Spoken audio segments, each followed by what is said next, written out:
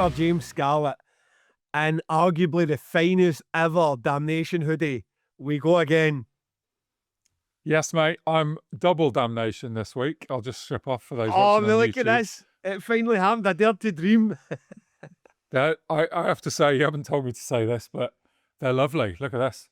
It's it fits really nice. So yeah, I'm very happy. Thank you to you and Mr. Begley for sending those over. Appreciate it. I am genuinely wearing them a lot. So yeah. I heard the Begley had sent out the package to you, so I thought, you know what, he might just show up in his new hoodie, and I went for my own Steve Harris, as you like to say. Although I have to say, every time someone sends a picture of Steve Harris, he's never wearing Iron Maiden merch. So I don't know if we're going to go with that joke. People need to start showing you Steve Harris wearing the Iron Maiden. Yesterday was a picture going, oh, you went full Steve Harris. The guy was wearing a West Ham scarf and an Under Armour t-shirt. So unless I'm getting the wrong end of the stick, it would have been Steve Harris's. Knowing him, it was probably a West Ham Iron Maiden scarf, though. It might have been. So I am in the Two Promoters One pod. This is a great starting point here. Both these stores are now up to date. The Two Promoters One pod store now has, if you're not watching this, I'm sorry, but now has a beautiful Earth Positive hoodie. The nicest piece of merch we've done. It's a cracker. James went, you know what? All the fun merch has been great, but it'd be nice to have something that just looks fucking class. We went to Branca Studios, or Tom Begley went to Branca Studios. We got this design done, sort of skull wearing earphones again, if you're not listening, and a new logo done with it. Sleeve print, back print, beautiful hood. There was only 50 of them done, and I don't know, maybe 20 left. So if you want one of these, because it won't be getting reprinted, go to the store, which I'll put in the links, and get it. Likewise, James as well, the Damnation Branca Studio merch drop that we done for Damnation. The hoodie's all sold out. We've done another 50. I sent 3 or 4 out for free. I got another one myself, so there's maybe 44, 45 left. If you want one of those hoodies, they won't be reprinted. Go to the link and get your merch. So there's a wee ad plug for us right off the bat. Otherwise, how are you, pal? I'm very good, thank you, mate. It's been a hot week on socials, hasn't it? It's been brilliant. Been a fucking lot going on the old Facebook. I don't know where to fucking start, to be honest. Where would you like to start? I mean, I love it. It's genuinely my favourite part of the podcast, the feedback. But it's like I don't even mind if it's taking the piss, if it's just like, I mean, the one comment I just can't be fucked with is when somebody listens to 2 hours or fucking 2 years of your podcast, and the only bit of feedback they've got is to pick you up on a fucking minor slip of an album title or the year an album comes out. It's like, you sat there, you listened for 2 hours, you got to the end of it, so presumably you enjoyed the podcast, and your biggest takeaway is, I better go straight to the internet and correct Gav on an album title. I mean, come on to fuck. Less of that. But the rest of it, I love. Even if it's slagging us off. And to be fair, you have had a fair bit of backlash, mate, between the Mars Volta. And last week, I mean, you can get to your factory week and it better be a cracker, but when you tried to deliver up just a generic fact, I at the time thought this isn't going to fly. I never realised just how popular that segment was for the listeners. They were not into that, so you better have 2 good facts lined up for us today. It's my most time-consuming fucking thing of the week, the fact of the week is. So, yeah, that was annoying. But I'll tell you what, out of those 2 points, Gav, I will take the fact of the week on the chin with no response other than to give you a good fact this week. The Mars Volta, I would just like to say to everyone, including your good self and Mr. Lose Bruise, a big fuck you to all of you. Anyone who's given me shit about the Mars Volta, I reject all of your opinions. And I would just like to tell you that listening to an album once does not give you a right to an opinion. And listening to an album 0 times, like Gav has, does definitely not give you a fucking right to an opinion. So there you go. It was so great, and I felt sorry for poor Natasha from our merch tent. She came in with one solitary voice of support for you. She quite likes it. And listen, I love Natasha with all my heart, but she is one of those, like, you get Ed Sheeran listeners, and then you get that one step above who think they're like, oh, they're cool, but they listen to like Idols and Turnstile, and they're like Soft Play and fucking Emil and the Sniffers, and they're like, oh, that we are edgy, but it's really just Radio 1 rock show music. And poor Natasha falls in that bracket quite fucking. So your one supporter was someone who kind of listens to the most, I don't know, accountant rock music in the world. Natasha's going to punch you on the nose next time she sees you. Definitely going to punch me in the nose. But that is bang on the money. Now, like, Natasha, I love you, but you have not heard the Crippling Alcoholism record, and you do like Turnstile and Idols. So I'm sorry.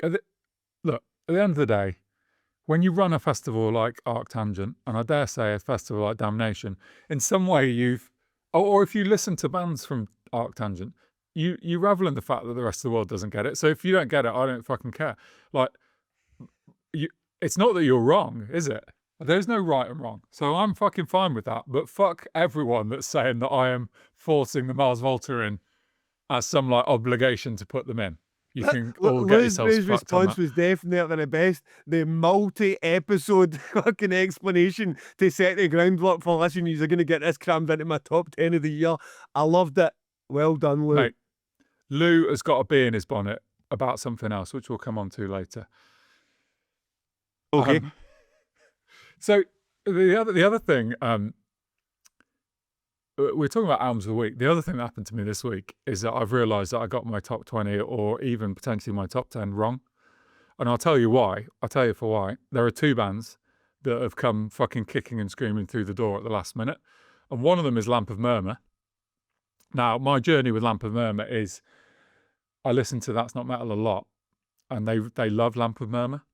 So in 2023, I intended to go in on the last album and didn't. So I just continued not knowing what they sounded like. And then this year, in the same week, you announced them for Damnation. They were in all of the That's Not Metal top 10 or 20s of nearly all the fucking hosts.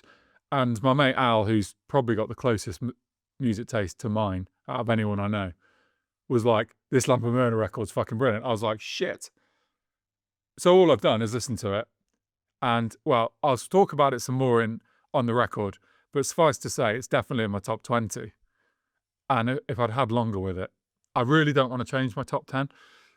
But I feel like I probably might. Is that a thing? Do you change your top 10? Do you have them in sort of perpetuity? Are they kicking about somewhere in your dungeon? I don't think you change your top 10 in 3 years' time.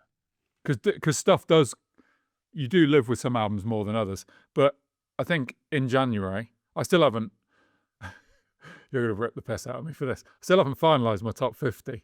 So I feel like there's some work to be done here still.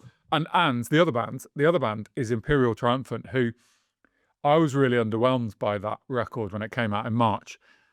And I've gone back to it because of similar reasons. And fuck me, I missed it.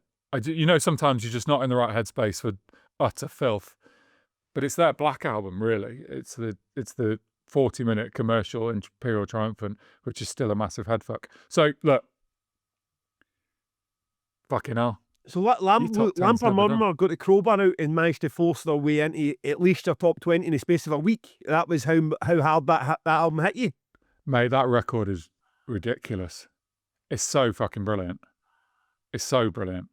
Okay. Well, it's on the record, so we'll talk about it later. Well, I look forward to it. And I mean, while you took a bit off, I mean, honestly, internet, keep it up. There's nothing. It's a great feeling having a community that you're bouncing backwards and forwards with. Where I've got a good sense of humour between us in the community. We get it. We're all joking. We're not there when we're throwing stick at each other. It's not to be personal. It's been trying to be funny, and I got my fair share for the pronunciation of, well, fucking everything, I suppose. But I want to push back. People like Nike is an American brand. They pronounce it Nike. I will never pronounce it Nike. Porsche is pronounced Porsche. German, I will never pronounce it Porsche. And chorizo is chorizo or chorizo in fucking Spain. I'm never fucking doing it either. Right? So sometimes you need to calm it a bit. You need to be like, oh, it's not actually Briut, it's Briut. Who gives a fuck? Well, like, it's how I see it. And it's like, if people get so worked up with pronunciation, stuff like, calm it. Honestly, there's plenty of words that we know we don't say right and we deliberately don't say them right because they just sound better. I mean, Celtic's very short-term manager was Wilfred Nancy, right, which is not great for a Catholic football club to have a manager called Nancy. And no one in Glasgow was accepting that. It was just Nancy, right? It was Wilfred Nancy for the whole fucking 33 days of whatever it lasted. It was never Nancy, right? So sometimes you just decide that it's Nike, Porsche and chorizo, whether it's right or wrong.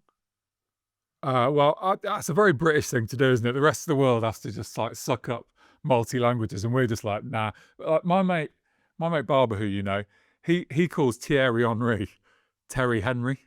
So you can really fucking, depends how far you want to dig in. But I've actually decided this week, weirdly, me and you didn't discuss that we were going to talk about this, but it's not in our plan. But it's almost like a regular segment now. How the fuck do we pronounce those band names? And I, unlike you, have decided I'm just going to do it correctly now. I'm going to try. So I've got 3 for you, starting with an easy one.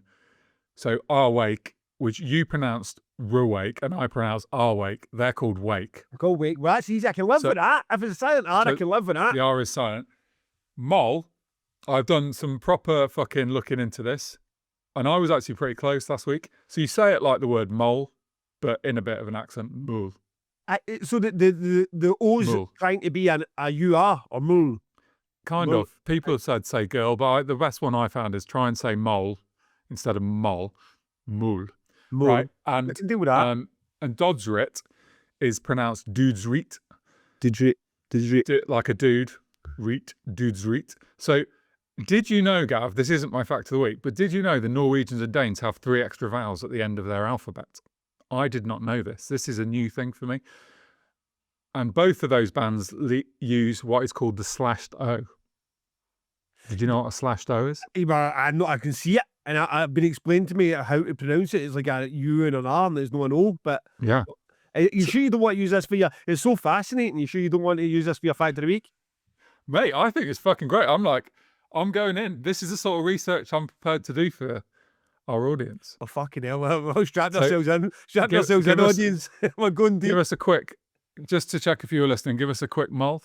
Mull? Good, I think I'll take that. And what about Dodsrit? Dudesrit. Okay. Who knows? I'm not the expert. I'm sure there's some... I think we're there, but still, I think we need to keep in mind that sometimes we just choose to say it, we don't say chorizo, okay? So if you don't say chorizo, shut the fuck up.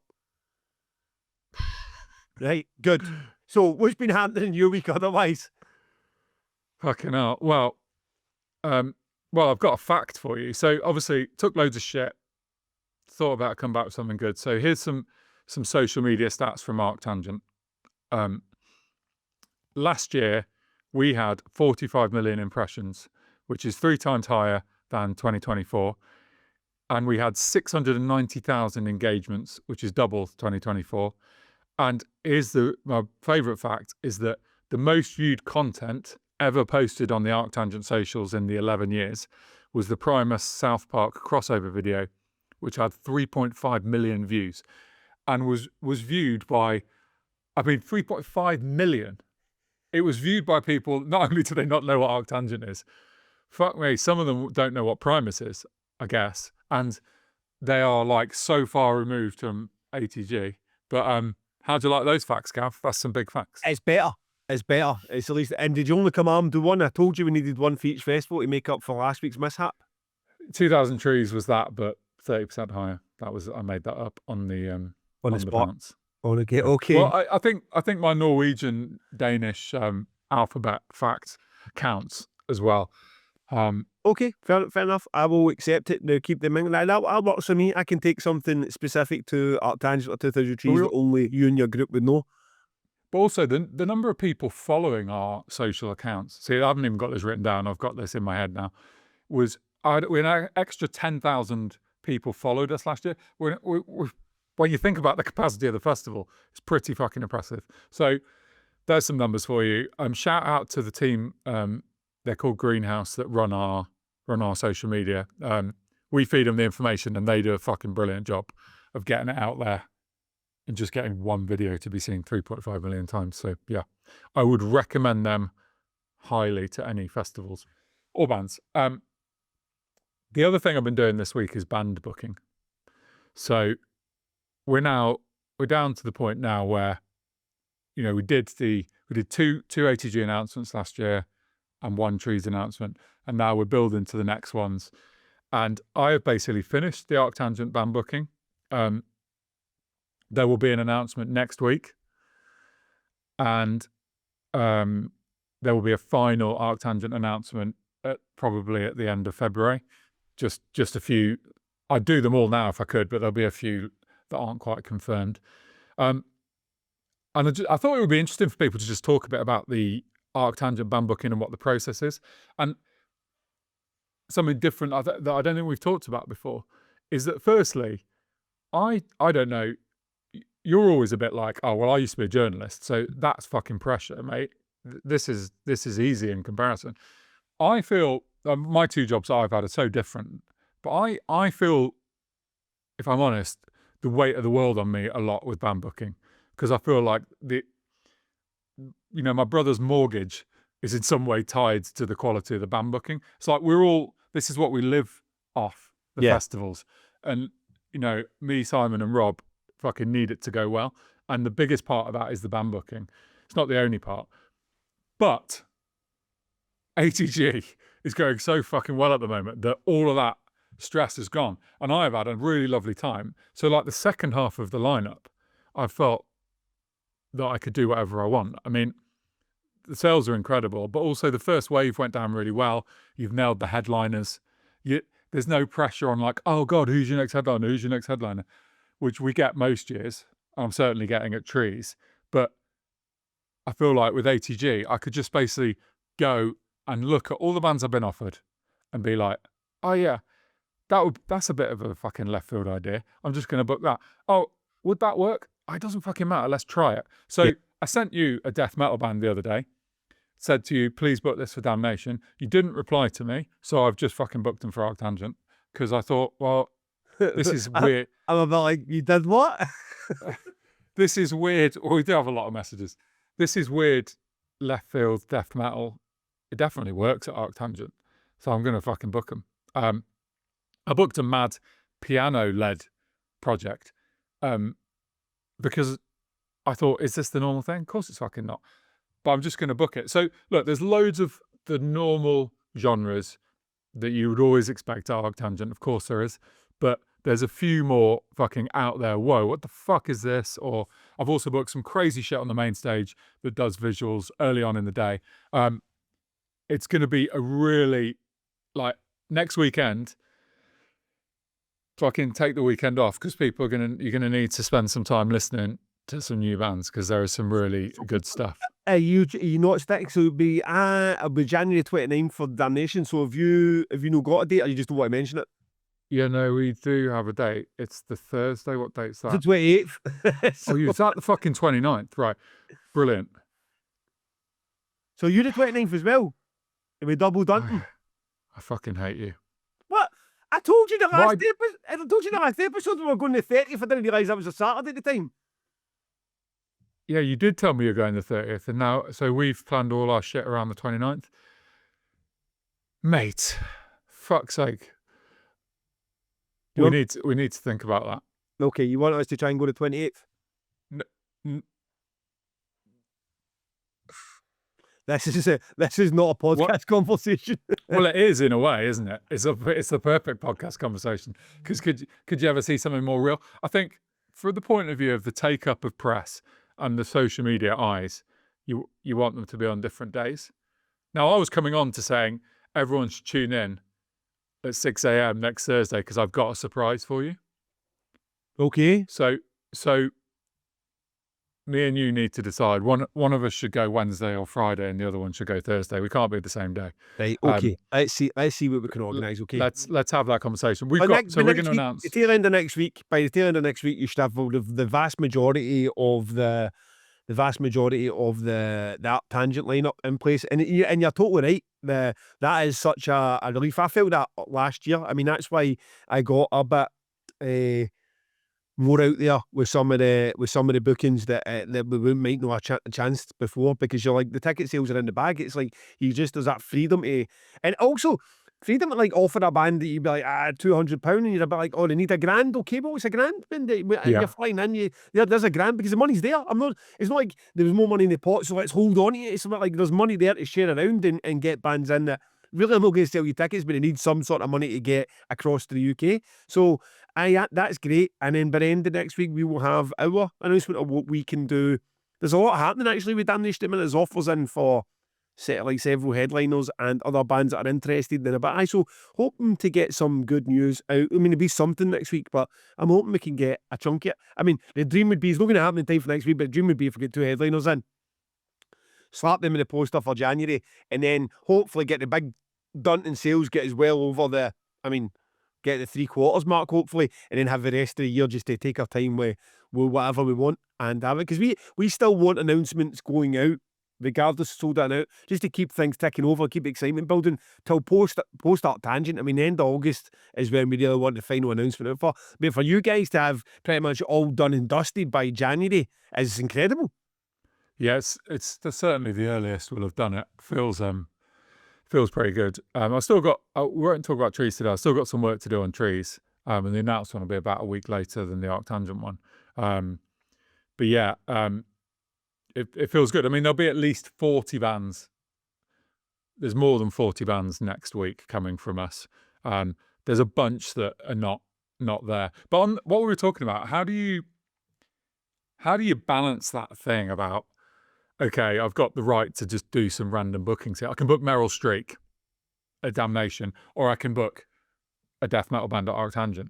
How do you not fall into the smelling your own farts trap that other festivals have? I don't think it's so much smelling your own farts trap, because at the end of the day, the artist Meryl Streep, I was quite confident. I mean, that is a bit out there, and if you're just struggling for ticket sales, you might be a bit like, I use the money and get, I don't know, Winterfell, like you get something that you know is definitely going to attract that fan base rather than something you're just doing. But you know it's excellent, objectively excellent. You know there's other people that enjoy it. It's just like, does that suit the Damnation crowd? Then you won't know until you're there and Meryl Streep's on stage and you're like, is the room full or is it not full? And are people going for this? Are they not going for it? I suppose you'll never know. But then you get the other side, you're confident that will happen. And then when it does happen, then the other side of people going, fuck me, I never knew anything about Meryl Streep. I didn't know what I was walking into. What a breath of fresh air in amongst the grindcore and the death metal and the thrash to have something like that. And that's what you're aiming for. And I think in the feedback we get in this podcast, the feedback we get for the festivals, people want that. The thing is, you can't provide it unless you're good at ticket sales, because you know what, just keep risking stuff and just getting bands in. I mean, there's a band at the minute that I'm falling in love with called Lagrimas. Fuck knows how you pronounce that. Lagrimas, right? Californian band. And don't think they've ever been to the UK before, the agents, and I'm about like, I love this. I absolutely love it. It's somewhere between, it'll probably end up on the record somewhere down the line. The fuck may even end up on the bill somewhere down the line. But somewhere between Gillian Carter and Envy. It's like this, they call themselves a mellow crust screamo. And it's like, you could get that Gillian Carter, like the fast tempo, but it's still the sort of, I don't know the vocal, something about it sounds like Envy. And it's great. And I want to book that for Damnation, but it's right now I'm about like, right, okay, but we're not at the 4,000, 4,500 ticket mark where you just be like, right, okay, just take a punt, because you might still need that slot to be someone you know for the same money that is definitely going to attract eyeballs and attention. So it does change the way. It just does change the way that you book the bill. You want to be as excited as you possibly, but sometimes you just need to go with the Orange Goblin, the Anunnaki, the Raging Speed Tom, something that you know that's going to bring people through the doors because that's what they've done before, instead of the band where you're like, oh, I'd fucking love to like offer this up to the UK for the first time. And I'll be totally honest and say that this time last year on ArcTangent, I did sit back and think, right, I've got some big slots, some like biggish slots still to fill. I need to do a few crowd pleasers here. I need to fucking, I don't think I'm going to name those bands, but I need to go and book some of the like bankers that, you know, the equivalent of the bankers. That's not an insulting term. I'm not like, I know Athrak and Raging Speed, like they're my favourite bands. I'm just saying like they're bankers because we already know. We already know. Like Pig Destroyer again. It's like we already know that that those work. It's about like. And fans are going to be there for them. They're going to buy the tickets. Maybe fans won't either see them at previous Damnation. But for you, it's like the Russian Circles, the Armin Raj. I mean, top drawer bands, but just ones where you already know the answer to, rather than, I don't know, a fucking clowncore where you're still a bit like, this is exciting, but how exciting? Yeah, exactly. It's the left field. But I mean, fucking, when Armin Ra and Russian Circles are your bankers, you're in a fucking great place, aren't you? And I'm like, as you said Russian Circles, I was like, wait a minute, it's fucking ages since they played ArcTangent. Where are they? We need them back. Is it even ages? Probably not. but it feels like ages. The bands you just know the what. I mean, the bands are just like in with the fabric of the history of the festival, and it's that's having those ticket sales is. There's a question comes up later that I'll go back into this again. The difference it makes, but we can talk about that then. I mean, I've got a question. Do you have this thing where do you get to the end of your booking, which I've just done on ArcTangent? Like there are no slots left at ArcTangent. All of the slots are either confirmed or offered on. Do you get to the point where you're like, there's a certain number of bands there's someone who is the next band you were going to book in terms of small bands? Yeah. Like I've now got a list of 10 medium and small bands and 5 biggish ones, all of which are available and want to play. And they were literally, some bands don't know how close they get to playing, and you just not, for whatever reason, it wasn't the right genre, or I preferred another band. They'll never know how close they were. Well, I started last year. I started getting a wee bit more honest with those bands, because what I didn't want to do is just do the generic like these are always on the radar. Like there's 100 bands on the radar, but then there's bands that they were on the brink of getting on Damnation. And last year those 2 bands were Dinner Celestial Birds and Hidden Mothers. Now what I said, I was just honest with Dinner Celestial Birds and Hidden Mothers. I went to both bands and said, listen, here's the situation right now. At the minute, there's Death Heaven, right? But there's a band that might be coming out with Death Heaven. If this band come out with Death Heaven, we're taking them, because we're going to get about a $5,000 band for maybe about 1,500. They're not getting left in the car park. I can't turn out. And also, Amin Ra at one point will come out with Primitive Man.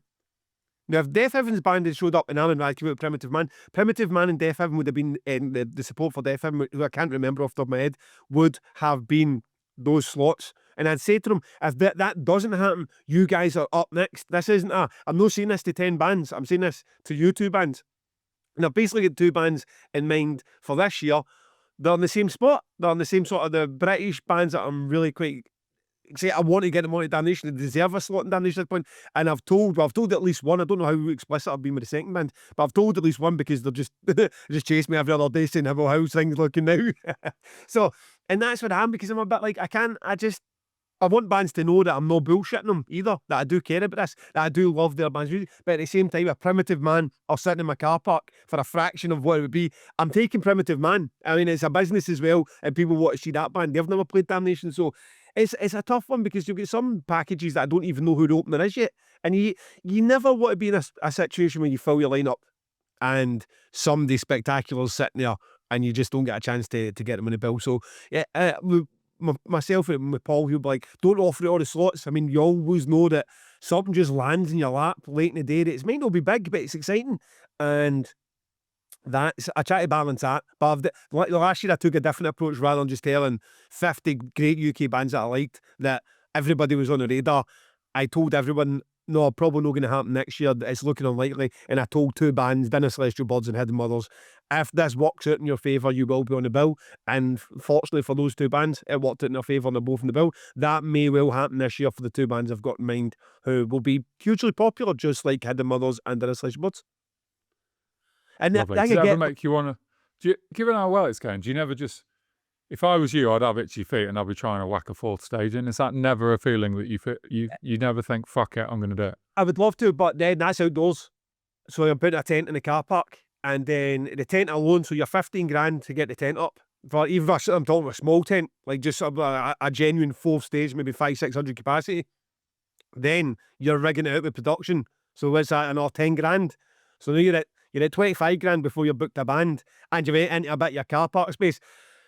You're starting a chunk of tickets back to then, because I probably would do something like that, and I'd either make it a proper UK underground one that you would get all these bands on, or it would be a theme stage, like it would be a black metal stage or a grindcore stage or something like that. And I'd maybe take some of the pressure off the extreme stage and maybe get a bit more in there of death metal and grindcore and black metal, rather than it being so little of each, because there's no space for it. So I'd love it. I mean, I'd love a 4th stage. The venue just took the 4th stage. That move took the 4th stage away. And it's a bit like, is the money there and the space there? Because you need to up the capacity, really, to take that stage outdoors. When you up the capacity, you're now taking away a bit of your floor space. So the capacity is actually reduced in where people can go and get something to eat or sit or buy merch. So it's not quite as simple as just saying, I'd love a 4th stage as much as we would. Okay, good answer. Well, thank you very much. This is actually supposed to be a Q&A, but we're half an hour in, and I will very quickly run through, because my weekly waffle that at the minute, I am now 19 or 20 days clean, which is a new PB. I believe my previous best was 18 days, managed in January 2025 last year, before either I hit Niall's birthday or a Saturday before we'll have a couple of drinks. Now, I am not doing this as a cry for help or feeling like I've got a problem or anything like that. I just hit it far too hard, too regularly through November and December, and I was just a bit like, I just fancy a break, give my body a break. I would say that the people that are saying to you, oh, give a couple of weeks off the drinking, how much better you feel and you're sleeping on, it's not true. It's not like, you lie to yourselves, make yourselves feel better. You don't have that haziness of hangover, but I mean, my problem with drinking is I don't get aggressive. I probably get a bit loud on people. Like, I don't get aggressive. I don't get into fights with people. I don't wake up with like biblical hangovers unless I've done a full weekend. I just broke myself at a festival. It's not a financial constraint to get a fucking case of cider. So there's no rock bottom for me, is what I'm trying to say. There's no moment under the bridge with your pants down under my arm, tea when you on your arm, and going, right, okay, I need to get this. So for me, it's a bit like, I enjoy drinking, and when I get this other side, I was a bit like, right, okay, well, let's see if it's true. I mean, my family we're in the middle of the health kick. It should be a documentary. We're doing fucking, she's in the nutrition geeks. I've got lion's mane, like, focus, is it pumpkin oil, fucking pumpkin seed nonsense. I've got turmeric pills. I've got moisturiser on my face. All this shit's happening. But like 3 weeks into this, it feels like a wee bit of a placebo. I think people are just buying into it a wee bit. Like, I think that the fitness and wellness industry, and I know a lot about the fitness side of the industry, and it's always just bullshit repackaged and resold to make more millions. And I feel a lot of this is the same. So that's the first thing. See if you're an absolute sesh monster like me and James, don't beat yourself up about it. 3 weeks later, you don't feel that much better getting out of bed, especially if you're 44 years old. But I've been training. Like a fucking, I always regularly train, but I've trained every single day this month, and I don't talk. I mean, training's a massive part of my life, but I don't talk about it. Because I can hear the eye rolls when guys talk about training. It's like guys just aren't allowed to talk, because it always comes across as some sort of egomaniac move, or who the fuck cares, who do you think you are? But I've got right back into that, and I was going to actually post a picture at the start of the year onto the Two Promoters One group of the gym and say, look, I'm back, I'm ready to go with anyone else, because I know a lot of people find training daunting at the start, or when you go into gyms not quite sure what to do. And it's really not difficult or complicated. It's just the industry set up to make it sound difficult and intimidating, complicated, so it can make money from you. If anyone wants to chat, I've thread there and talk through, and I don't mind a wee bit of accountability for myself and a bit of motivation bouncing off other people when they're getting, especially if people get new starts and your PB's going up every week, and it's quite exciting. If anyone wants to talk about training, I won't do it in here, because I see the reaction that guys get when I talk about training. If anyone wants to do that on the board, I'm here. I'm your online free PT, so have at it. That's been a major part of my life, really, because I've not been doing anything else. And then I get myself into the best albums of all time, Headspace. Yes, I'm in it. I don't know why I'm in it, but I am. fuck yeah. I'm in it, and it's amazing how you listen to an album when that's the parameters of how you listen. So I'm listening to Nine Inch Nails' The Fragile, right?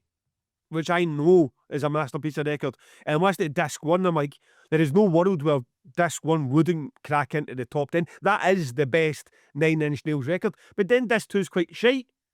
And it comes as a double album. It's not like the Downward Spiral that was re-released. It's a double album, so you have to put it in like both records together if it's a double album. And there's no way it's going to make the top 10 with that second album included. You're like, that's a weird headspace. And then how do you don't want all your albums to be 10 out of 10s, but how do you value an album that might have 3 or 4 of your favourite tracks ever, and then 4 filler? So, I've never been so happy. Keep going, keep talking. Love it. Is your favourite album ever still? I mean, if you've got Hot on the Downward Spiral, does that supersede a couple of filler tracks because Hot is your favourite track all time? Or should it be that every single track, there is no filler, it's all killer? It's like, I'm listening to these records that I would have in my space in my top 30, and I'm asking I'm sitting here studying the record rather than just listening and enjoying it. Like, could this be at number 6? Could this possibly be better than that? And it's quite an interesting way to reevaluate music you've listened to for years. Well, the only answer to the question is your own answer as well, because there can't be it would be annoying if you were doing it for a music magazine, because you would have to then go, well, really, this album's deeply flawed, so I'm not putting it in. But for you, if it's fucking, it doesn't matter if the last 2 songs are shit. If everything else is like, this is the album I always put on, then it's in there. I mean what would the one condition that I will apply to my top 10 or top 15, however I play it, is the desert island condition, that these are the records that you get to listen to for the rest of time. Not that when you were 18, you loved this band and Funeral for a Friend and that record was amazing to you, but now you would never ever in a million years put on a Funeral for a Friend. In fact, you don't even enjoy it that much anymore. I would never do that version, but I see other people's lists, they put a record in that meant something to them, maybe saved their life. Even if it's a case of like, no, it's not really the kind of music they're into, I am going with the Desert Island disc. absolutely. These are the ones I would take with me, which then throws up something else. Because if you were going to do it that way, you would definitely put a different. I say your top 10 albums were 10 grindcore albums. You would chuck in an indie album and a soft rock album and maybe a hip hop album in there, because you would be in a desert island with nothing else to listen to. So then I'd be like, see, now you've got my way down in a downward spiral. This is fucking great. This is great. But I think that you should. It can be lots of mine are from a long time ago, but they're not albums that I don't listen to anymore. They're albums that are still stuck with me. If it hasn't stuck with me, it wouldn't get anywhere near it. Yeah. So you're basically picking your albums of all time as at Gav's Head 2026, aren't you? That's the only answer you can give. But there's been a bit of chat on the podcast socials, and people are saying we have to put bands in there more than once, if that seemed to be the general consensus. Yeah. Which I'm prepared to go with, but the consensus following on from that was kind of, well, you're going to probably need more than 10. Yeah, so how we'll do the actual episode, we don't know yet, but I suspect we're going to need to at least touch on 15 to 20 each. No, but like you add an extra 5 there. Like, we already agreed that we could get to 5. So I say what we do is go top 15. Here's the initial 5, and not in quick fire, but in a much quicker fashion than you do 10 to 5, and then you do 5 to 1, and giving it the beans. So I'm putting my headspace in that, because I'm still looking at a summer release for that one, and it to be. I want your journalistic beans in this. I don't want any of this. I'm not quite sure how to describe it. I want it to be coming for you like fucking you're the editor of Rolling Stone. Great. That sounds not time consuming at all. Just before we move off albums of the year, albums of all time, Begley sent us his list. And I just wanted to mention that number 9 in Begley's albums of all time list is his own band. Just let that hang. It's also, just let that seep into your consciousness. When you get back, and like when I say Begley, you're not putting Bosk in like the top 10 albums all the time. He went, it's a banger. How is it like? I don't doubt it, mate, but for fuck's sake. The man responds. Who knew we were on the road with the guy responsible for the 9th best album, or played his part in the 9th best album ever written? What a fucking... Do you think that was just some subtle pressure to force it up our lists? Maybe. I mean, I may scratch into the top 100, mate. You never know. Now, we are going to have to move on and get through the questions, but I did want to mention there's a guy called Rory from Glasgow, who every time he sees it, and he says every time he sees you, but every time he sees me for certain, he always mentions the band A Million Moons, right? And I remember I went to Core Festival, and he caught me again. He goes, have you listened to it? But it's always the same. I'm 5 or 6 pints deep. I'm in the middle of a conversation with something else, and he mentions the band to me. I'm like, right, okay, this time I'm definitely going. And when I say that, I mean it. I'm definitely going back and listen to that band. But 2 hours later, I've completely forgot what the guy said. So, Ripcord Records. Do you know Ripcord Records? Yeah. Aye, okay. I mean, Under a Crumbling Bunch of Moon. ATG bands on there. Aye, lots of ATG, Code Speaker, and I don't know if Indifferent Engine are playing the festival they're putting on up in Glasgow. So, James, how about this for an idea before your year starts to get mental? Saturday, March 21st, Ripcord Festival's happening in Glasgow. Nice and sleazies. The lineup's 100-Year-Old Man, Code Speaker, Indifferent Engine, Beneath a Steel Sky, Helve, Million Moons, Civil Service, Solars and Wolves. EasyJet flight up to Glasgow. I'm sure they'll stick you in the guest list. Bed at mine. Boom. On it. Go there. Wee bit of ArcTangent prep for 2027. Okay. Let's put a maybe on that. I'll do my very best to be there. I'd love to be there. You never leave the fucking house unless it's for your festival or a holiday, mate. You deserve this. You've worked hard for this, son. It'll cost you nothing. Stick your flight on the podcast account, the ticket for free, the accommodation for free. I've got beers sitting in the fridge. The whole fucking weekend will cost you nothing. Which fridge is it in? Aye, my shed fridge, mate. You can come out and be the first person to crack into the shed Lovely. fridge. So, happy days. March 21st, James. I don't want some jailbait excuses for this, mate. Right? The people of Ripcord Fest are expecting you there. And please, people, because I noticed it was someone from the record label, and then because it got mentioned, and I did listen to Million Moons, they do sound fantastic. I am going to do a lot more investigating in all these bands that I haven't heard before, and maybe we go back in again and like Code Speakers and Beneath a Steel Sky, who I really enjoyed when I saw them. 100-Year-Old Man are obviously excellent. I've seen them a few times and they're always great. In fact, I need to get him back at Damnation at some point. So, yes, put pressure on James publicly to get his ass up. It is a work trip, a business trip. So you need to invest. I mean, how are you supposed to know anybody's bands if you don't get to see them? So that would be a win. And talking of wins, our super sub. Last week I picked out a Lawrence Beard. Sorry, I mixed him up with a big guy from Glasgow who's Lawrence B something else. I don't even know if he is a sub. I just assumed that was the guy. Now, Lawrence Beard didn't want anything for 2000 Trees or ArcTangent. I don't know if we have listeners for the festivals, but he wanted something from Damnation, which was 2 Cantina tickets. Now, my initial reaction with that was absolutely for 1, but 2 seems cheeky.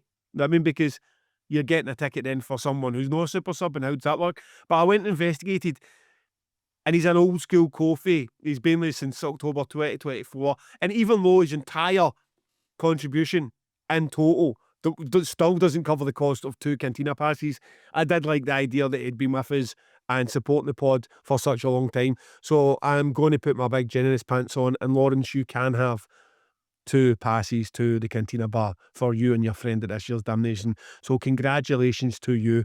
This week's pick will be a Martin. Well, that's helpful. Martin, the email address is Hughes there. So Martin Hughes, you are this week's super sub. Let James know what you'd like. Yes. And Liz Bruce, our good friend. I just spoke to him before I came on here and said how are things going. He said it's a slow month. January's always a slow month. 2-0.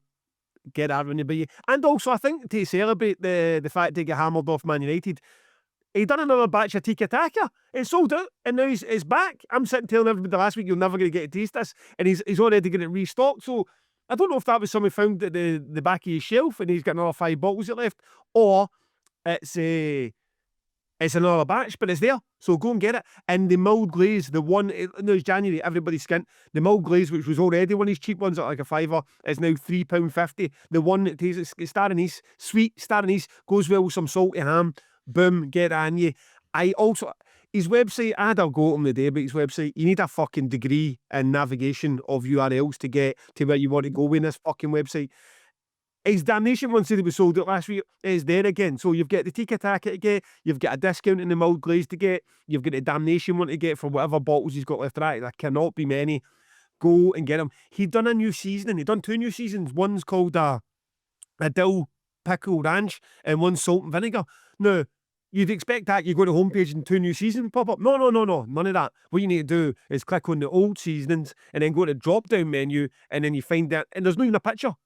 So You actually need to be a bit of a fucking Sherlock Holmes to find his new seasoning, but I done it for you. If you want the salt and vinegar seasoning or his dill pickle ranch one that he says is unbelievable in a mayonnaise, and I believe him, you go to the seasoning, you'll not see the option at all. It isn't even pictured. And then click the drop down menu and go to salt and vinegar and dill pickle ranch. They're about £3.50. Go help the guy out. January's a shit time for everyone. If you are a baller and you've got the money to get yourself some January stock, go and help him out because he deserves it. Pod 15 at checkout. Get yourself a nice chunky order. Free delivery over £35. Lowe's Brews. .co.uk. Support him because he supports us, and his team get hammered off James's team, so he's smiling like you wouldn't believe it. The entire time you were talking now, I was just thinking about football, but I know people don't like us talking about football, but let me just tell you one thing, Gav.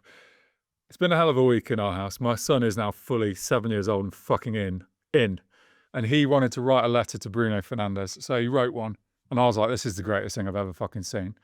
I put it on Instagram, and about 3 seconds later, I got a comment from Lou saying, "You've won one game, mate. Tell him to grow up." My work is done here. But Lou's having a bad time. If for no other reason, go and support Lou because of that, because he was into James and his Mars Volta pick, and because he's just told James's son to grow up. Who is 7, by the way. Incredible. Fucking incredible. Okay, great. Let's do some questions. We've managed to get through 45 minutes there, so let's get through a bunch of questions now. And David Smith. It's been a while. Honestly, this is like 2 months since we've done a Q&A, and I don't think the last couple of episodes we've even had any questions, so apologies for people who love that bit. We are going to aim to get through as many as we can before we cut this off. Yeah, absolutely. David Smith says, how do you know or get a good feeling about which bands are going to be on the up in terms of popularity in the forthcoming festival season? Is it just based on instinct, recommendation, or research? So, look, I guess what I'm always trying to do is be the first one or one of the first to give a push to some amazing new act that no one's heard of. It feels even better if that act goes on to take off. So that's everything from Psychonaut all the way to Nothing But Thieves, who nowadays headline like the O2 Arena. And once upon a time were paid 250 quid to play Trees. I think that sort of booking is a really important part of both of our festivals. Bands that just, at Damnation and ATG, they won't explode in the same way that they do at Trees, but they still, you turn around and you're like, fuck me, look where that band's got to.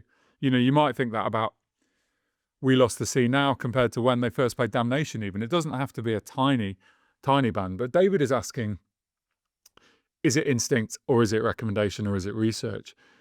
I think essentially I get loads of recommendations, hundreds and hundreds of bands a year. It's fucking mental. So I'll do some research, and that research will be listening, watching YouTube videos, maybe look at what venues they've played or what the Spotify stats are or what the similar artists that people are listening to. There's no set process. I don't try to follow a process. I don't write much down. I don't feel like I have time to sort of who's trying to document it, but I don't. So a lot of it then becomes instinct, because even though you've had the recommendations and you've done the research, in reality, it is instinct. But sometimes I have to just fucking slap myself around the face and be like, get on with this. Like, fucking book some bands. So I'm like, shit, there's 500 emails I haven't read. And it's like, who fucking cares? I can't answer all the phone calls. I can't reply to all the emails. I can't even listen to all the bands. Just get on with it. You've got a good list of bands you want to book. Book them. So I could have spent another 2 months titting around on ATG, or just fucking get on with it. So that's what I've done. I mean, I don't know if that adequately explains how I do it, because I don't even know how I do it. It can be quite overwhelming, I find, because there's a lot of personal contacts. I know a lot of managers. I'm friends with some of them. I know a lot of agents. I'm friends with some of them. And the same with bands. And there are some people chasing me at the moment who I am at the very least good acquaintances with. And I'm just like, la, la, la, la, can't hear you. I'm not booking your band. Whereas maybe Gav would be saying, yeah, you're in my mind. But it's just fucking overwhelming. But look, it's easy to forget that once upon a time, someone emailed me or rang me up and they said, there's this fucking band called Psychonaut and they are amazing. Or, have you heard this new act called Creeper? They've got a lot of buzz and then their first EP's coming out. You know, these are literal conversations that happen to you. And you never know which one is the next Psychonaut or Creeper. So every call or every listening session, one of them is going to be the one. There's some bands I booked this week for ATG who are like, they're going to headline Yokai one day. And that's fucking cool. It's not a perfect process, but I'm excited by that idea of just not knowing what's next. Yeah, absolutely. I mean, this is such, of the three festivals, I mean, ArcTangent and Damnation are so interlinked with the type of that long process, Amun Ra style growth. Like, Amun Ra are obviously a lot bigger than they were 10 years ago, never mind 20 years ago. But it's so glacial, that growth. You almost don't see it. They become the band that are playing Damnation right before the headliners and fucking got the entire hall packed to 2012 when they were in the smallest room at Damnation, playing to 250 people maybe. So Damnation's got those ones too. I mean, in your question, David, is an instinct, recommendation, and research is definitely all three. You're getting recommended a lot of bands that falls on to then the research, because I'm talking about Lagrimas, that band from California. So I only get recommended them the other day, and then the first thing I do is I'm away. So they've got 20,000 streams in Spotify. That's quite big for a band that you don't know of. Where have they played? Where haven't they played? Is there any venues that I can look and say, oh, there's some sort of context? Are they on I don't know, a metal in Philadelphia, metal and beer festival, where I can see how they're portrayed in the American scene or even the Californian scene? Have they been somewhere? So then the research going, and then it's instinct. Is it something that's going to work for Damnation or not going to work for Damnation? And it's weird because you learn over the years. Now, back in, 2008, 2009, there's a doom band called Moss, and I remember the agent saying to me with absolute certainty, you book this band in February, March, by the time it gets to November, this band are going to be massive. I mean, a lot of agents said this guy was like, he had that mapped out. It was like, here we go. This is the plan. This is the press that's going to happen. The album's going to drop. You're getting them for, let's say, £500. They're going to be worth $5,000 by the time. And this is the steal of the century. And nothing happened. Nothing happened to that band. I don't even know if they're still a band at the moment. Brilliant band. But what he said and believed, if he did believe it, wasn't true. The agent for Micah, you get this price now. By next year, it'll be 4 times the amount. Nothing really happened with that. That artist maybe get slightly bigger, but and they say with certainty. So you start dismissing what agents are saying very, very quickly because they're all saying the same thing, and more often than not, it's wrong. And then they've got a wee bit of confirmation bias that they hold on to the one they were right about. So they say that about 20 artists, and then one does break, and then it's a bit like, oh, I told you that was going to be that band and now they're massive. And you're like, I know, but you told me in R10 and you just forget about those ones. So we'd be like holding on to London ticket sales and no mentioning where the Glasgow ticket sales are and just saying that's what you sell in the UK, which is a bit of smoke and mirrors too. So you need to keep that. That's the first thing. When you've done it for 20 years, your own research and instincts matter because they've either proven you right down the years or they've proven you wrong down the years and they've cost you money or they've made you money. Now, in Damnation Circle or Bubble, there is not a lot of green lungs, a perfect example. Now, we get green lung at the time. You already know that they're going places because the hype said there's just something about it. Same as like Sleep Token, it's not in our bubble. I went to see Sleep Token at SWG3 in Glasgow, and I said at the time, these guys will headline Download. And I don't do that ever. I never go to bands and just go, oh, this is going to be. But there was just something about it was so complete. And the fan base you're seeing, we just, I don't know, X Factors that, I don't know, you just go to gigs long enough, you recognise them. And you're like, this band are going to headline fucking Download. And lo and behold, they went on it. Greenlung had something like that about it. And then this year, it was a bit like Orbit Culture and Castle that were 2 bands you're booking going, these guys are going to get bigger. It's like, there is something at Orbit Culture. There were people coming into Damnation for the first time just for Orbit Culture, and Orbit Culture were playing some big venues. In fact, probably the biggest ticket selling band of that. If they can continue that, there's nothing to stop them becoming the next, the type of Arch Enemy, Parkway Drive style. Like they've just got something that's quite commercial about them and polished and the production wise that could go further than the usual Damnation band. And Castle that I've got everything that would make like that whole theatrics, great music. the whole show that takes it a bit further too. So they're two bands, but it's not that often, and Damnation's built almost, I mean, primarily anyway, on bands, existing talent, bands like your I Hate Gods and Walls of Jericho that people know, love, and they're not going to be bigger in 5 years' time, but probably won't be smaller in 5 years' time either. They're just that consistency about them with 20, 30 years of amazing live shows and albums that people can get behind. So I mean, Trees is really the one for this, because you're going to Trees, watching some bands doing, these guys could be selling at the Hydro in 2 years or 3 years, and have done regularly. It's that is, you seen the Radio 1 scene, where you're getting some major backing that we don't often, if ever, see at something like Damnation. I'd love to see much more of Green Lung and Blood Incantation and these bands that are just that.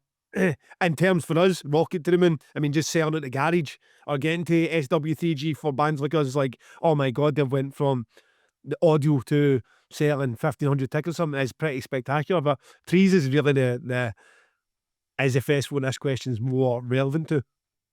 Yeah, although Blood Incantation and Green Lung are great examples, I think. Okay, so following on from that, Daniel Hay asks, since you primarily book bands based on studio recordings, do you ever do research on a band's live set before confirming a booking, such as live videos, comments from people who've seen them, etc.?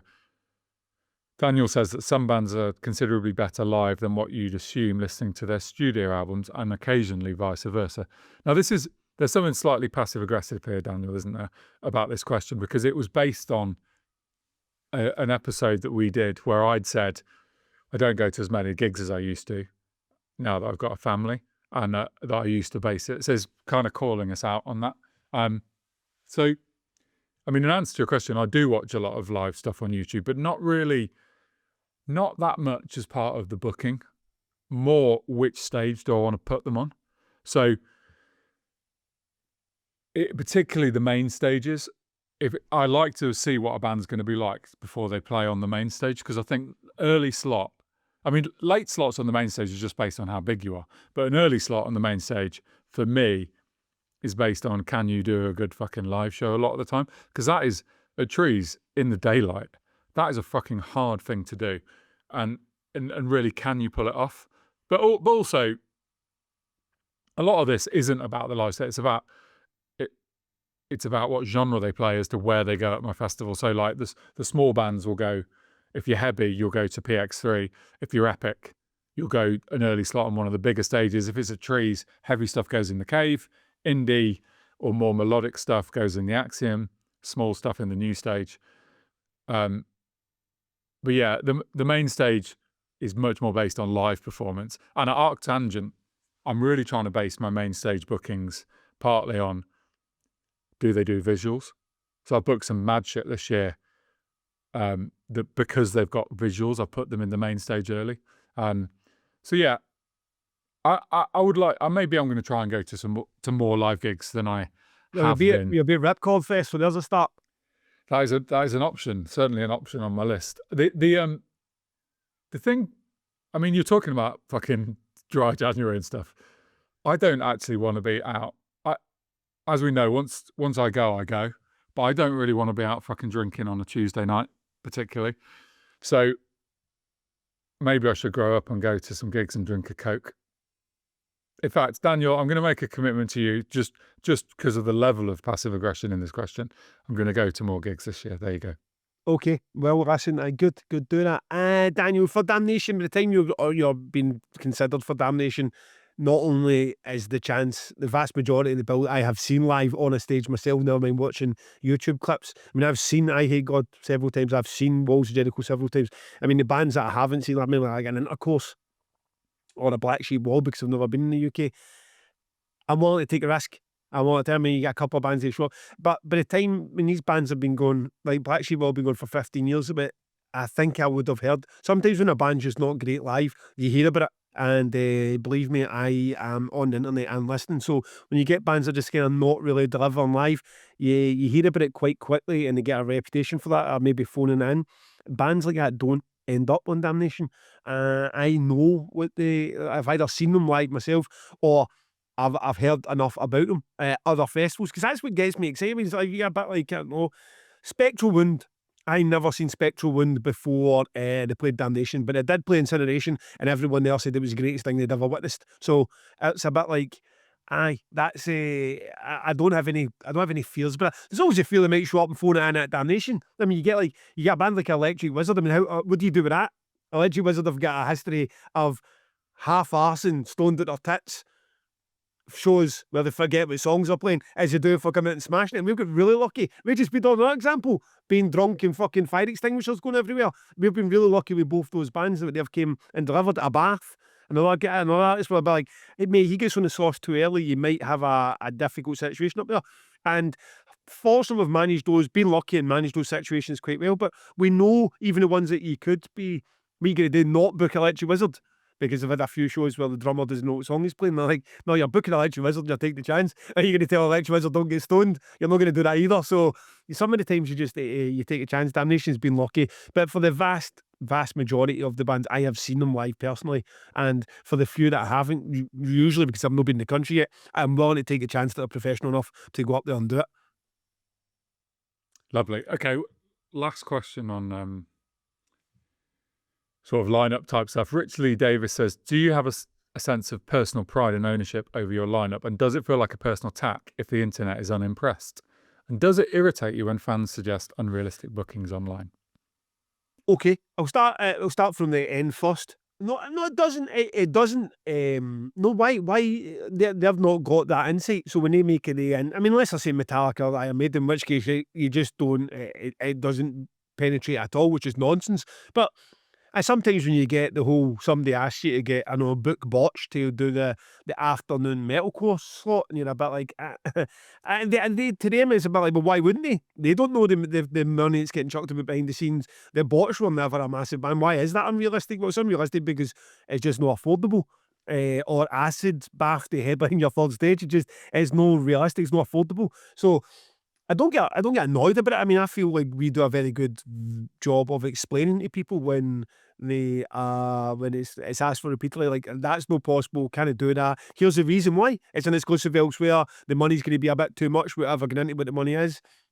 That can abandon the headline, or I mean, think about it. It's like they just sold it, the Brixton Academy 2 nights in a row.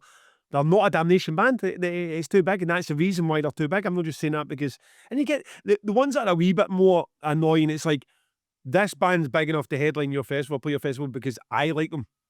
And it's my personal opinion because I believe that band X is better than band Y, that's the reason why you should be like, fuck man, have you ever... I mean, can you imagine what Gavin McInerney lineup would look like if it was just bands that I liked? That was it. All I had to do was book bands that were my favourites, and you didn't need to think about who sold tickets. It would look nothing like the way it is. So that answers the second part of your question. Do I have a sense of personal pride and ownership over my lineup like you wouldn't believe? I mean, I always find that a slight you would get on the internet is like, oh, I can't have a dig at Damnation. I can't have a dig at Damnation. Gav takes it too personally. I'm like, this is my life. This is like, there is nothing that, other than my family, there is nothing you can attack more personal than Damnation to me. I feel like I'm very good at taking criticism on life. If you don't like it, I'm 20 years in, I completely understand. I'm not trying to please everyone. I know that it can't be done. So you don't think the lineup's very strong or it's not to your liking. It doesn't really bother me. Genuinely doesn't really bother me much, because I understand that's probably when you say something like you're just booking the same lineup year after year. That does bother me because it's objectively not true. And when I come back at you and I say, no, 82% of last year's lineup was fresh bookings and the other bands hadn't played in 4 years, I'm coming back at you because that's the truth. So just because you've made something up in your head doesn't make it true. Your opinion doesn't, it's no fact just because you say it. So those bits are a bit more annoying. But yeah, I hold as a huge sense of personal pride and ownership. Doesn't feel like a personal attack because it's not me there, it's not my family that's on the poster. And if you're just saying like, I don't like Converge, I don't care. I don't sit there and go, well, here's why I'm going to try and persuade you why you should like Converge. And of course you don't. I don't like Freedom Call, but like, I'm not expecting a Freedom Call fan to sit me down for a lecture on why I should like Freedom Call. That's taste. I mean, like, you like macaroni and I like fucking fillet steak. It's the same as that. You need to get a bit of maturity about you when it comes to what people like and what people dislike. But when you talk shit about the lineup that's just not true, that's when I guess my back up a bit, because I just don't like that. I don't like bullshit just sitting there for other people to buy into. That, you're right, that Carcass just do play Damnation every single year, and like 21 years in, and they've played twice in an emergency. It's not, that's not the truth, whether it's your perception of it or not. I think your skin is way thicker than mine though on this. I'm like, it hurts me more. And also I feel like I know my audience. I know who I'm trying to please. So in some way, if you haven't done it, you just haven't nailed it. And that's quite a hard thing to face up to when it's taken months. Look, at the end of the day, it's a tough business, right? We're all competing over the same fucking bands. And like, for me, like at ArcTangent, there will be ArcTangent bands on Download, Damnation, Outbreak, Bloodstock. There is a Radar. There is a lot of competition out there for the same bands. And also, you're competing with your previous 11 years. So you're trying not to repeat that and book Meshuggah again. And no festival can do a better lineup every single year. If you were to rank the Damnation lineups now, looking back, you wouldn't put them in fucking order, starting at the first and ending at the most recent. And the same with ArcTangent. I mean, I think got a fucking good chance of this being the best one, but it's a bit subjective, isn't it? Very subjective. So look, I don't know. My skin's not that thick. When it's going well, I'm fucking loving my I love myself. I'm just walking around going, I'm so good at my job. But when you get a bit of shit, it's just like you don't want to get out of the fucking bed in the morning. So the second part of the question, the unrealistic bookings thing, I do find a bit annoying because I get that a lot more at Trees than anywhere else. And I don't think anyone's noticed how fucking massive Deftones are. We did talk about this on a couple of the podcast live shows about Deftones are just not a 2000 Trees band anymore. I think they'll headline Download at some point in the not too distant future. They're fucking massive. By chucking out these bands, you only end up with people disappointed. It's not Deftones. It's Kneecap. It's not Deftones. It's Kneecap. Yeah. I mean, you just can't help but be disappointed by that. So, as much as I think Kneecap are amazing, everyone wants Deftones. They're not a fucking Trees band though, so let's stop talking about it. But as you did quite rightly say, if you wanted to know just how far off in terms of percentages James was to the Deftones offer, you should have been at the live shows. Yeah, absolutely. The last thing is that you're right, Gav, the average person on the street does not know how this works. But the average person listening here knows a lot more, don't they? Because they've listened to us banging on for 2 years. That's the first thing. And to be fair, James, here we are doing this for 2 decades each. Sometimes you go in with the same insight as the average person on the street because you go in with like an informed offer on what you've seen and know, and you come back and the agent goes, no, and it's like, needs to be 5 times that offer. Like, I mean, I made an offer and all the experience I've got, and I might as well have been the average person on the street who's never offered for a band as well for all the success it got me, because the number you've come back with is so fucking insane that it makes no sense. Yeah. I mean, every day is a learning day, isn't it? Especially with fucking agents. Okay, are you done with that? Yes. Yeah. Martin Bower. If you were feeling fruity and slipped your name into the Jug of Joy, what would you ask the other person for, and would they agree to it? Well, I've thought about this, Gav, in quite some depth, and I would like the balcony next to Gav's balcony for me and my mates, please. Tom, my friend, will sponsor it. And yes, Martin, I think I can get Gav to agree to this. I'm happy to give a perk of equal level. So fucking come at me. What's your perk of equal level at either of your festivals? I get a caravan with a fully stocked fridge. Well, that's a pretty good perk. Just off the top of my head. Hey, well, firstly, it wouldn't be right. Okay, mate, fucking knock me out. Think outside the box. Right. Well, first off, right, I was going to ask for a hoodie or something, but you have totally fucking you have torpedoed that, man. Top trumped that right.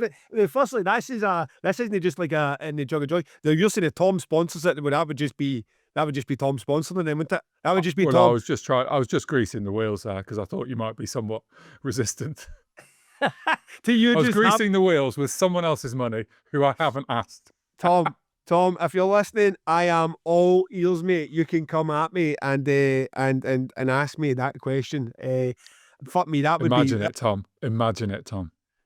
I mean, imagine it. I mean, the fridge would be full, Tom, with all your favourite beers. I'm sure we could sort something out. So that is a belter, mate. That is a belter. Would I agree to it? But just producing this friendship podcast? Absolutely fucking not. You can come into my balcony with your pals like you just did there. But if Tom's involved, that changes everything. I hadn't been Money that. talks. I hadn't been that bold. I honestly thought, well, you know what? James gives me everything anyway. So I would just go, well, I eat my merch or whatever. But if we're getting Billy Big Boss about it, I would definitely take a TP or a caravan with some beer, with some cider in it. That would be wonderful. So let's continue this conversation offline. Mate, fuck yeah. Great question, Martin. Well done. Joe Harrington asks, of the albums you know are coming out this year, which do you predict will make your albums of the year list? But do we know any? Did we just guess albums that were coming out last? Okay, well, I'll go. I'd expect Mastodon to make my top 5. I'd expect Converge to make my top 20 at least. And fuck knows on Pussifer, but it will be somewhere in the reckoning, I would imagine. I've got a good feeling about that. But you never really know, do you? Because sometimes you just don't know how you'll connect with albums. I talked about Imperial Triumphant earlier on, and it didn't hit me at the right time for whatever reason. I didn't get it. And I think it's a top 10 album, realistically. And I just didn't realise it. And then there's other albums. Creeper was in my top 20, but I really thought it would be top 5. Like every Creeper album ever is a top 5er for me. And it just didn't connect with me in quite the way the others have. So who knows? Don't know. Yeah. I mean, Mastodon, though. Fuck, yes. We're really keen to hear the new Pussifer. I mean, Converge, you're right, the private chat that I sent to you said I wasn't that impressed with the sort of generic first track. I am hoping there is more to come for that. I mean, they are quite consistently good with their records. So yeah, they are. They really are. I'm hoping that maybe I just wasn't in the mood for it when I was sitting in Egypt and just wanted something a bit less aggressive and abrasive when I was on my Sunlounger. So looking forward to the Converge album, looking forward to the Pussifer album. Crippling Alcoholism must be due a new album as well. I mean, that's been about 6 months since the last one, so I'm sure they're going to drop another horror show on us, which if they do, it'll probably crack my top 10. And I mean, all the belters that I'd like to see, like I know our Nine Inch Nails going to release an actual album. Are Radiohead now back in Love and Life? Are they going to record an album? We'd love to hear that. What a great bands out there that I would like. As I say, I don't get too excited because I get more excited after I've heard the album rather than before it. But I'd be keen to see. This has definitely changed the way I listen to music. And I noticed another thing about the greatest albums of all time. The National are one of my favourite bands, right? But I've only been into National for maybe 6 or 7 years, so just before the pandemic, really. And the whole time I have listened to it on this era where like Spotify Shuffle. So I listened to it, and my entire experience of listening to the National is not my experience of listening to Deftones or Nine Inch Nails or Tool or Radiohead. So I don't even know what my favourite albums for National is. I just know all my favourite tracks. So now I've got this job. I'm sure it'll be a fun job of diving into the albums and actually seeing, is there a National album that's so cohesive and great start to finish that it could get in there in the top 15, or is it a case I just love their music but it's all the bangers that I like that get thrown on Spotify Shuffle? So that was an interesting learning curve, and just the way that I listened to albums 15, 20 years ago now to the way I just listen to music now, basically in the Spotify Shuffle. Yeah, that is it. I mean, I think just going back to Joe's question again, the question is, with bands that have been around a long time, is, are they bands that you can trust not to do a stinker? And I think Converge probably, have they ever done a shit album? I don't, not to my knowledge. I'm not sure Radiohead have, but there are some bands like Mastodon who have had some fucking misfires. Like The Hunter was fucking terrible, and was the album of the year in Kerrang and Metal Hammer, I think, but is average at best. So are you having a go at the music press again? Never. Joe James of Radar fame. I've always wanted to know how James and the team communicate ATG with the signal being challenging or very diplomatic either. Obviously, there's Wi-Fi areas, and I'm sure the production Wi-Fi is a challenge. I've overthought it. I mean, what an in the weeds fucking production question that is, Joe James. Yeah, well, you said you wanted a geeky question, Gab, so I thought I'd chuck this in and give you a geeky answer. So I mean, firstly, the Wi-Fi, such as it is great for us. So I can go into my caravan and get pretty almost podcast level Wi-Fi. I mean, I can certainly do my emails and everything else that I need to do. So that's not a problem. And then we're using like the sort of the radios to communicate with each other. So everyone's got a radio, and that is how from the week before and during the event we communicate with each other. So there is no issue. And I just thought I'd quickly tell you how complicated that radio communication is. So there's two zones, zone 1 and 2. And if you have a zone 1 radio, you can only radio people on zone 1. And if you have a zone 2 radio, you can radio anyone on both zones. So if you go on zone 2, it's quite nice because people can't get you from zone 1 unless they've got a special radio. So the people on zone 2 are ArcTangent, is the organisers, plus Rob Safety, who we're hoping to get as a guest in the next couple of weeks, Sarah, and then the other people that work for us, Danielle and Mitch, Ollie and Rich, the production guys. So basically they have zone 2 radio. And then zone 1, this is how granular it is. There's channel 1 is event control and first aid. So event control are the source of all, they receive all problems. So if you have an issue, there is a power cut, there is a fire, there has been a queue of traffic on the main road, the toilets need cleaning, the bins need emptying, whatever, you don't go to the individual channel, you go to event control, and event control log it on their board, and then they radio the other channels, and these are the other channels. Security on 2, site production and water on 3, car park and traffic on 4, first aid on 5, welfare on 5 also.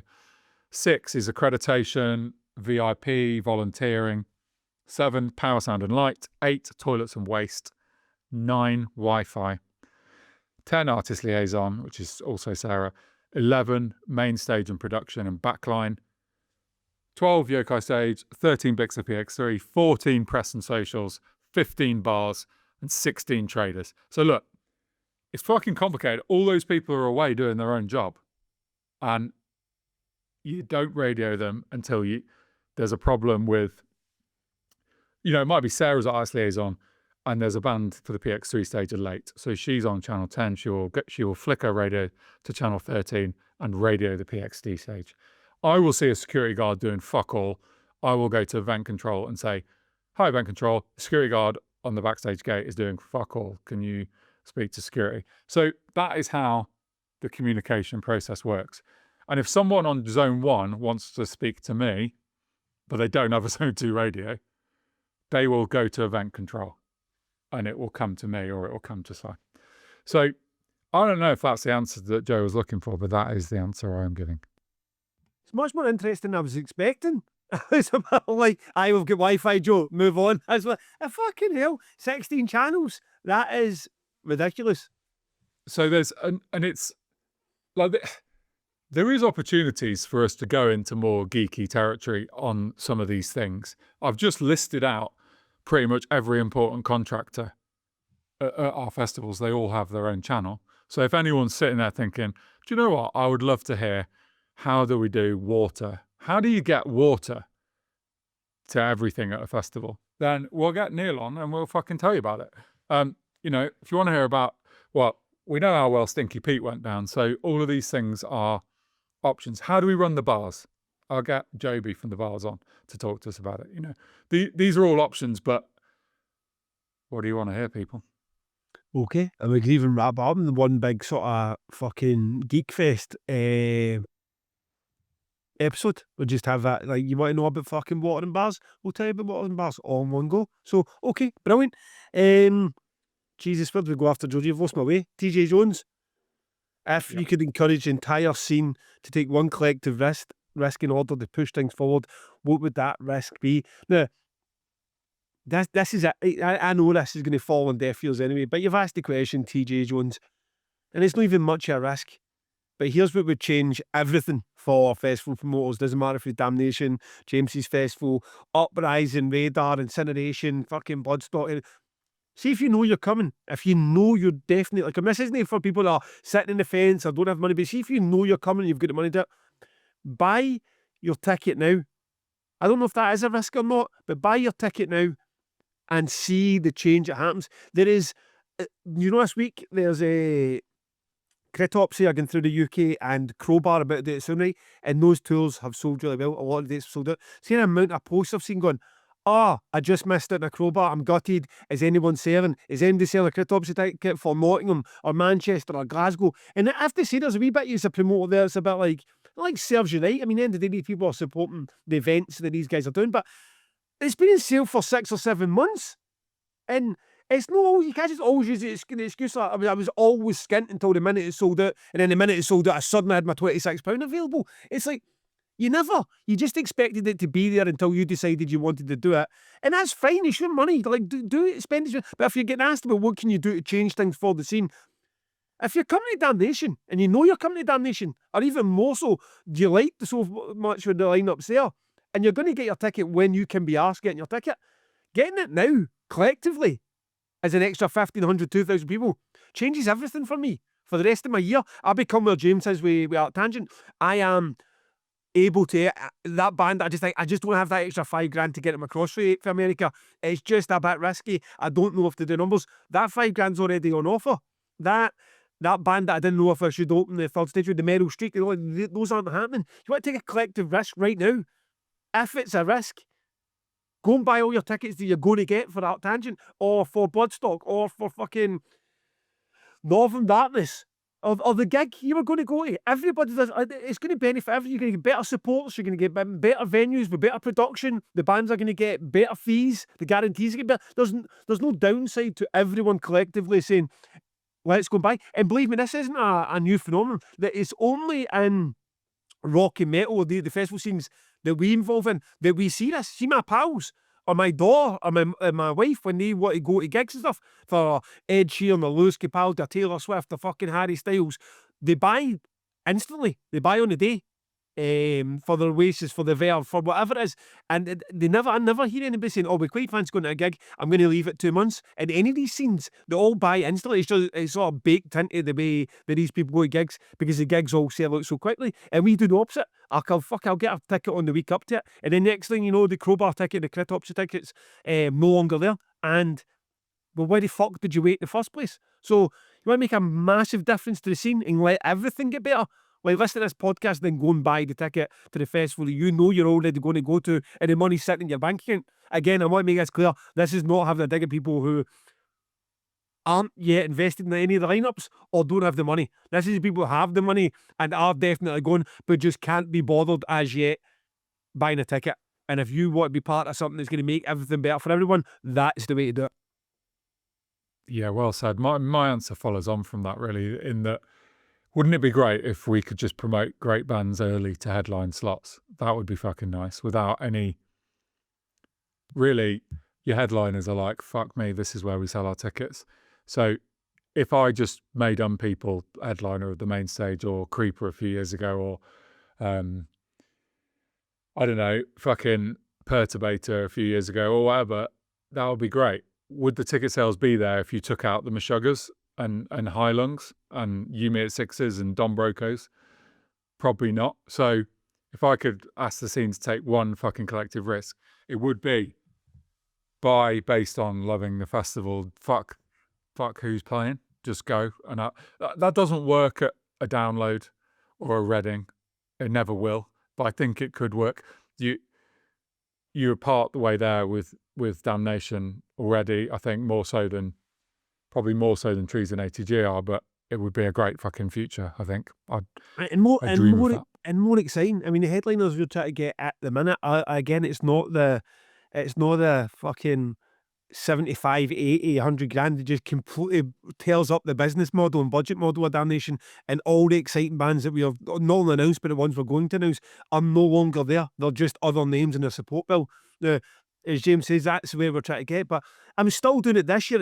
I'm still doing it like, oh fuck, you know what I mean? It's like, we've sold a good batch of tickets, but what if this, like, with the slow bit at the minute, What if that just continues and you go and we get all the way to August before it really picks up again? That's a lot of months of sitting nervous about something when you know there's people that are like, I am coming. I'm definitely coming. Me and my mates go. I've booked my hotel because I want to make sure my hotel's nice and cheap. I booked my train ticket because I want to make sure my train ticket's nice and cheap. But I know my damnation ticket will be there in June or July, so I'm just going to get that whenever I can be asked. And I'll be like, well, I mean, guys, that's your right. And I'm not, listen, anybody buys a ticket at any stage, I appreciate your support. But if it really makes a difference, a couple of clicks on your phone to make a big change to my life and now my year pans out, I would appreciate that even more. And I promise you, I fucking promise you, the bands you're going to get in the bill will be stronger than the bands you get otherwise because I will have that freedom to do it. Yeah, and look, let's just fucking if you haven't bought a ticket yet for any of the 3 festivals, once you get paid this month, you're going to buy a ticket to one of them. And if you bought for one, you're going to buy a second one. Let's start going and seeing the festivals that you've been sitting there listening to that you've never been to yet. Come and try them all out. I honestly, I know with certainty that you would get something fucking great from all 3 festivals. So do that. Absolutely. Last couple we'll bounce through quickly then since we're kind of at the hour and a half mark. Question for James. There seems to be a distinct June and August circuits for rock festivals. Do you find you're asking the artist that for ATG only to find out they're doing the June circuit? And does it help or hinder the trees sitting in the middle? I mean, look, it's certainly the case that bands pick a certain touring period. Anything that's from outside the UK is probably going to have a touring period. So yeah, so for like ATG, you might inquire about Mastodon and then they're doing June, including Download, or next year they do August, but they play Bloodstock. So it's tricky. One year you can't get the band because it's not the right period. The next year they're playing Bloodstock. The main difficult thing for ATG is when bands are not heavy. Like there's a lot of European festivals that are sort of heavy and metal. So if it's Meshuggah, they can do a run around Europe. And they can do ArcTangent as well. But if it's like a non-metal band, so Godspeed, Primus, Carnival, it's much more difficult for them to pick a run around. I think Carnival just did 2 shows when they came over. And I don't know, I don't have any inside information as to why that was, but a lot of those festivals Carnival wouldn't be heavy enough for, I think. With 2000 Trees, that period's fine. Because a lot of bands will stay on after the June run and continue into July. But there's also a load of European festivals. So there is Resurrection in Spain, Mad Cool also in Spain, and Roskilde in Denmark that are around Trees and do book a bunch of rock bands. So I don't know. It's weird. Because obviously we started not knowing fucking anything about running festivals. And when we started Trees, we just randomly picked a date. And even when we started ATG, we randomly picked a date. So I think now if I was starting a new festival, I'd be like, what touring period do I want to be in? Where do I actually want to sit? But we didn't think about it in that way at all. Okay. And the final question for George Miller. Oh yeah, lovely, George. So George says, with the pod live shows being such a success, has it sparked an interest in stand-up comedy in either of you? Or is that prospect now even scarier? No, it was brilliant with this. I sent you an answer back to this and I had given it some thought and you sent back, I don't know if this is a joke or not. That's why I put it in there, to find out. which is really inspiring. I mean, my confidence was fucking put for this. So, years back, I mean, like most people, you can sit in a room with company or family or whatever, and you can have a laugh and you can be funny, right? And that feeling when anyone's funny, it's a great feeling. As comedians say, it's the fucking best feeling in the world. I can only imagine what it's like being at somewhere like the Bar of the Hydro and having 13,000 people laughing at your jokes. So I've always thought, you know what? The only thing that ever stopped me getting up and doing a wee 3-minute segment in one of these local pubs kind of thing, it's been a shite bag. It's been a shit like getting up in there because it's a bit writing the material, isn't it? It's a bit like, can you write a good joke and could you see it through? And I was always like, oh, it'd be the most terrifying thing in the world was to go up there on stage. But then 2 years ago, I would never have thought about going out of the bedshed in Manchester and doing a podcast in front of people. So there is a bit of it where I've always thought, you know what, before it's all said and done, I would like to have at least went out and done 2-minute, 3-minute fucking set at one of these comedy clubs in some fucking beginners open night or open mic night. I would like to give it a shot, and I suppose at some point you need to say, right, okay, we'll sit down and actually try to write some material. So I had thought about it. I had actually been going through my head, and I'm a bit less scared about the prospect of it because I've done those podcast shows, which I also understand are completely different beasts. You might get a couple of comedians about like fucking up there and doing that sort of unscripted. At least when I go up there, I know my material and I know I'm good at it. I know where the payoffs are. But a lot of times we're going up there on stage and we have no idea what's coming next. So I had thought about it. And whether it ever happens or not, I don't know. If it does happen, I will be telling no one about it. I'll be inviting no one. I'll be just picking up there and hopefully a bunch of strangers and seeing if it works or not. But I had thought about it, George. Thanks for asking. I saw merch. Now, the one amazing thing about I saw merch is every time you go to the website, a lot of people just get dusty old fucking websites that nothing ever gets done here. You go to I saw merch, every single time I click that link, there's something new happening. So last week it was about Lemmy and Ozzy Osbourne and David Bowie, and this week it's about Cryptic Shift. I mean, what more do you want for life? What? They've got a store for Cryptic Shift. I take it they've got some sort of tie-in collab with I believe Cryptic Shift for Leeds are definitely an English band, sort of space-themed death metal in the theme of Blood Incantation. Brilliant band. We had them at Damnation before. I think they played like one track. It was like 20 fucking minutes long. An outrageously good, talented band. You can go to ISO merch and pre-order. They're doing albums and t-shirt bundles, and the vinyls, the variants look absolutely brilliant. I don't know if these are exclusive to ISO merch, but go on there and get these ordered. They've got Cloudscape Orange and Ice Cauldron Blue variants. Amazing to see that a massive merch company like ISO merch have hooked up with Cryptic Shift and given them this sort of space and exposure on their site. So I hope to see more of that with bands, upcoming bands, and then people taking advantage of these deals and the merch that's available there for bands that otherwise it could be quite difficult to try and get your hands on Cryptic Shift vinyl and merch. And here we are now, the homepage of ISO merch. If that doesn't sound up your street, they've got vinyl pre-orders for represses with the likes of Knocked Loose, Quicksand and Trouble. And they've got stores for the likes of Gojira and Smashing Pumpkins, which not only vinyl and t-shirts, but they've got hats, keyrings and patches. So tons going on ISO merch, always been added to, always worth a fresh look. Keep going back week after week, when not only when you get your bog standard t-shirts, hoods and vinyls, but when you're looking for something a bit different, they have it on there too. Brilliant guys, brilliant company. Keep supporting them. Pod2 at checkout to get Pod10 at checkout at isomerch.com to get 10% off your order. Lovely. I thought that was a perfect opportunity for you to finally give me the Cryptic Shift credit that I've been waiting for. So I've looked back in my WhatsApp is a wonderful thing. And on the 28th of July, 2021, I sent you a message that says, bear in mind, this is 5 years ago and long before we were doing the podcast. It says, Cryptic Shift, book them. It was my response not that they're already booked. No, it wasn't, mate. It was not. Mate, the depths you go, how hard you will dig to get some credit for your band booking or recommendations, mate. It's a lot. I mean, if you want me to start this, I could absolutely bury you. No, but well, you do. And this is why I feel like a little bit coming back in the other direction would be good. But yeah, on the record, I love Dave, tell me all about Lamp of Murmur. Yes, the song off the new Lamp of Murmur album. The first song is called Forest of Hallucinations. So recently I've listened to the That's Not Metal albums of the year list, and it really fucks me up when I'm doing a podcast talking about bands, because they are so brilliantly eloquent about it, and I feel out of my depth. But my descriptions are a bit more basic. But look, this is black metal, extremely grand, extremely progressive.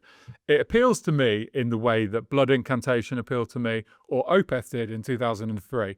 It's fucking extreme metal, but it has a chunk for you to hook into. It's got the progressive side that I like, but it's also got these hooks that draw you in. Now, those hooks are not vocally, mostly. The vocals on this will really split opinions. They definitely won't be for everyone. But this song starts, the album starts with like a piano sort of riff that just goes round and round, and then that song stops and the same riff comes in on a guitar, and it's just fucking in your head. Just fucking, yeah, I'm like, oh, this sounds good. I'm going to like this. And then when it kicks in, fucking amazing. I think they're surprisingly accessible for a band that is basically a guy in a fucking cave wearing corpse paint on his own. It's, I don't know what it'll be like. I'm assuming it feels like a stage 2 Damnation booking. I'm guessing that's where it'll be. Yeah, I mean, there'll be the secondary now. I mean, we do toy with a wee bit of the more progressive black metal on the third stage, but I mean, I think they're probably extreme enough to sit comfortably on the Arena 2. We are going to attempt a world's first. Welcome to Promoters 1 pod, where James has dropped out for the third and final time and sent me a voice note saying just do On the Record by yourself. So here it is, to the world and not to James. My On the Record is Pale Explosions, the opening track from the 2015 album The Earth is the Sky by the Moth Gatherer. Now, this is for fans of Cult Owner, and I don't want to put the band down by saying it's a derivative of Cult Owner. It's got huge, big, Eternal Kingdom era vibes to it. The riffs are heavy, the vocals are abrasive, but at the same time, it's got a lot of melody in the same way, like a full-on Betulous would have had in that era of Cult Owner. They are playing Damnation this year. Wrap your ears around it. I believe that anyone who likes post-metal or Cult Owner will definitely have a soft spot for the Moth Gatherer, a new favourite band for them. And that is my On the Record. Wrapping this up, we don't know how James's On the Record came across because he cut it during the middle. He said that it was working fine for him. Shifty has a wee bit of a Frankenstein episode to put together. Round of applause for the big man. And I will see you guys next week, hopefully with my co-host.